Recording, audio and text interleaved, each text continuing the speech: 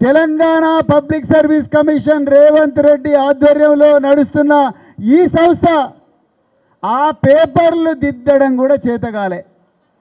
ఇది వాస్తవం. ఎవరికైనా అక్క నవ్వుతామన్నా చూడండి.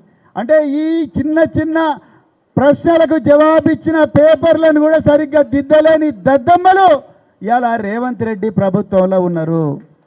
నిన్న నేను కేటీఆర్ గారి ఆదేశాల మేరకు దాసోజు శ్రవణ్ గారు మేము కొంతమంది నాయకులం అందరం కూడా తెలంగాణ పబ్లిక్ సర్వీస్ కమిషన్కి పోతే ఒక నిరుద్యోగి చెప్తున్నాడు, మీరు వినాలి, ఇది చాలా ముఖ్యమైన విషయం.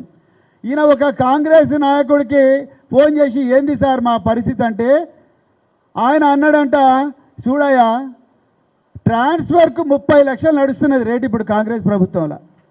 షాబాద్ నుంచి పరిగి పోవాలంటే 30 లక్షలు, షాద్ నగర్ నుంచి హైదరాబాద్ రావాలంటే 30 లక్షలు, మహబూబ్ నగర్ నుంచి గాంధీనగర్కు రావాలంటే 30 లక్షలు లంచం ఇస్తేనే ట్రాన్స్ఫర్ చేస్తాం. నువ్వు ఏకంగా డిప్యూటీ కలెక్టరు డిప్యూటీ ఎస్పీ ఉద్యోగం అడిగితే 30 లక్షలు ఎటు సరిపోతాయి, 3 కోట్లు ఇస్తేనే నీకు ఉద్యోగం ఇస్తా అన్నాడంట. బాబు నీ పేరు చెప్పండి. వద్దు సార్ నా పేరు చెప్తే ఇప్పుడు రేవంత్ రెడ్డి మక్కలు ఎరగదని నన్ను చంపేస్తాడు అన్నాడు.